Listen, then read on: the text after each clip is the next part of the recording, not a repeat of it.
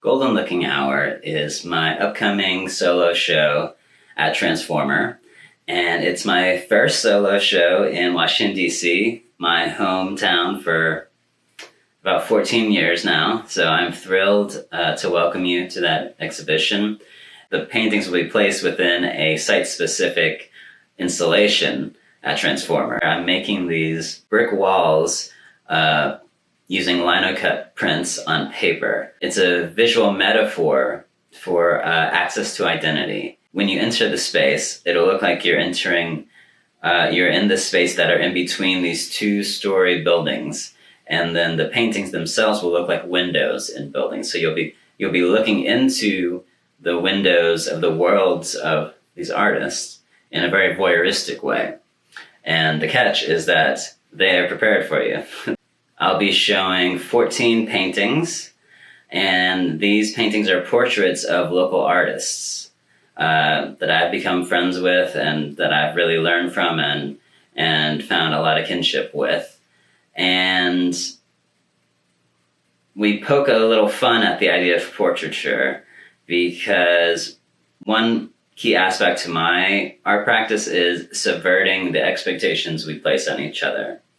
And so I think that artists in DC are very much expected to be, political activists or to represent their race or the gender groups that they may belong to.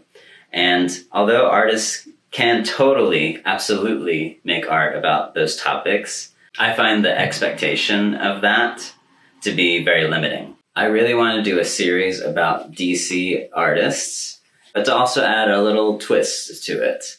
So I asked my fellow artists to take photos of themselves, responding to this prompt of reacting to people putting them in boxes, putting them in like these boxes and categories that are, delineated by, their race, their gender, all these external features of identity. I thought it was almost a response to coming out of the darkness and uncertainty of the pandemic. The public health crisis itself was very scary, but there's also a lot of,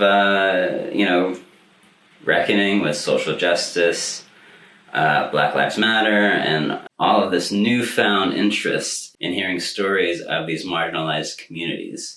And I saw that in art as well. So in that way, because of this concentration on identity in art, I wanted to respond back in a way that didn't lean into some of those tropes. I think that identity can feel very limiting when it's like the only lens that, is placed on someone. I wanted to break out of that box and to subvert that in some way or to react in some way. So I think that they actually get to communicate something unique about themselves by almost looking back. So that's the looking part of Golden Looking Hour. The portraits will look back in different ways and subversive ways that I find quite delightful. I think that there's a lot of moments of strength, there's moments of humor, there's moments of empathy,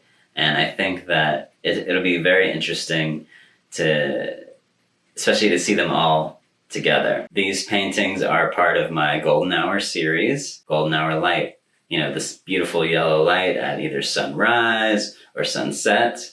I think Golden Hour lighting is like very emotional. It's very cinematic. It's full of like this self-assurance, self-determination, self-autonomy, and a space for reflection that I find really empowering. And if you're interested in these artists, maybe you'll learn more about them. And I think that's a much fuller way to understand and engage with their art. It's fully a celebration because every portrait is uplifting in this way that gives the subject autonomy in a beautiful way, in an empowering way.